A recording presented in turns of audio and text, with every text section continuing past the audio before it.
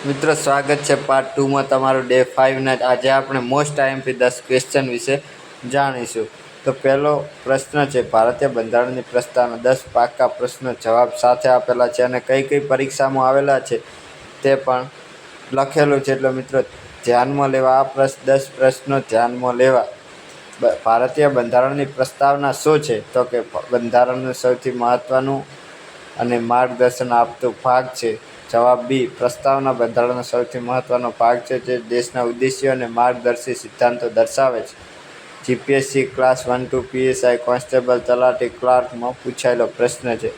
પ્રસ્તાવનામાં સંવિધાન શબ્દનો અર્થ શું છે? તો કે ભારતનું શાસન ભારતીય લોકોના હાથમાં છે। એટલે ભારત સંપૂર્ણપણે સ્વતંત્ર છે અને તેનું શાસન ભારતીય લોકોના હાથમાં છે। તે પણ અલગ અલગ પરીક્ષામાં પૂછાયેલો છે। બીજો, પ્રસ્તાવનામાં સેક્યુલર શબ્દનો અર્થ શું છે? તો કે બધા ધર્મો સામે રાજ્યની સમાન દ્રષ્ટિ। પ્રસ્તાવનામાં રિપબ્લિક શબ્દનો અર્થ શું છે?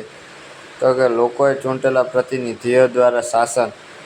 42માં બંધારણીય સુધારા અધિનિયમ 1976 દ્વારા પ્રસ્તાવનામાં કયા 3 શબ્દો ઉમેરવામાં આવ્યા?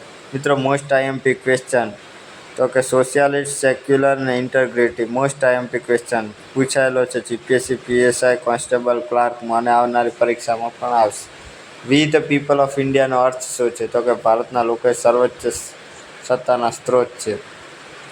પ્રસ્તાવનામાં સોશિયાલિસ્ટ શબ્દનો અર્થ શું છે? તો કે રાજ્ય સમાનતા અને આર્થિક ન્યાય લાવવામાં પ્રયત્નશીલ રહેશે। પ્રસ્તાવનામાં ડેમોક્રેટિક શબ્દનો અર્થ શું છે? તો કે લોકો દ્વારા લોકો માટે અને લોકોનું શાસન।